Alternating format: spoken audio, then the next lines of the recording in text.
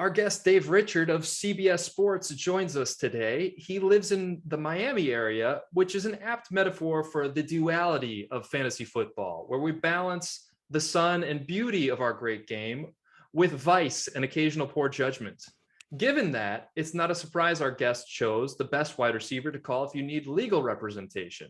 And that wide receiver is It's Jakobi Meyers. I don't know why you would need legal representation if you draft him, other than you're committing grand larceny against the rest of your fantasy football league. I have been a fan of his ever since I started watching Kelvin Harmon's college film. He was teammates with him. He looked better than Harmon then. He's a better wide receiver now. And yeah, he's on the Patriots, and that's kind of a problem. But last year, his last 11 games, his target share in those games, 20.4%.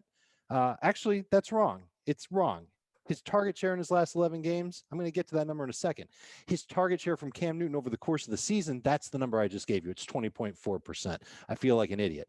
The target share in those last 11 games, however, 31.7%. See, I was so excited to tell you that he was getting nearly a third of every target that Cam Newton was throwing.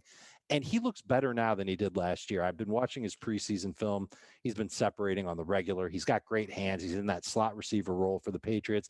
And yeah, the Patriots, they don't throw a ton, right? They're a team that loves to run the ball, and their quarterback is basically half running back, half quarterback. But he's not going to be their quarterback all year long. When he is their quarterback and he is throwing, you got a wide receiver who's going to get a ball thrown his way a third of the time. When they go to Mac Jones, well, now suddenly they're probably still going to be like balanced 50-50, maybe 55-45 in terms of pass run.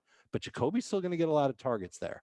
And I think he's a candidate to get you over 80 catches this year, over 1,000 yards this year, and he will score a touchdown in the National Football League. He is a PPR dream come true because you can draft him as a wide receiver 4, and he will work for you right away as a wide receiver 3 in your lineup. He's got a great schedule over the course of the year. I've graded his schedule as third best among wide receivers. I think he's going to be outstanding value for fantasy managers in 2021. the Patriots are currently debating between a Mack truck and Mac Jones at quarterback. In either case, one would think these Patriots will be more Army than Air Force and stick to the run. Are you concerned that Jakobi might get mired down by the Patriots' lack of an aerial attack? I don't think they'll have an aerial attack like we'll see from, the teams that are going to put the ball in the air a ton. Tampa Bay. I think Atlanta might be one of those teams. I think the Rams are going to be one of those teams. I don't think it's going to be like that. But I think that they'll eventually realize, hey, we got to throw if we're going to win some football games. They've got some great running backs. We've seen that this preseason. We saw it a little bit last season.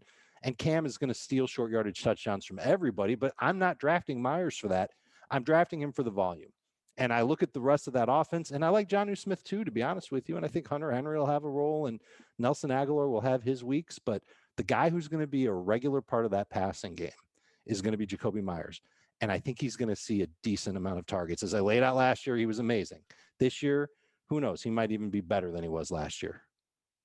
So, Dave, the Patriots have had Lawyer Malloy, the law firm of Ben Jarvis Green Ellis, plus I see. Jakobi Yeah. and Myers during the Okay. Robert Kraft era. So it wouldn't have been easier for Kraft to just have stayed out of Florida? Yeah, probably. Well, I think he should have stayed out a certain place in Florida. Florida's a great place to go to. We've got beaches, we've got restaurants. Mickey Mouse lives here. CBS Sports is based here. At least the digital part of it is based here. I'm kind of partial to that myself. But yeah, Robert Kraft probably stay away from those strip malls.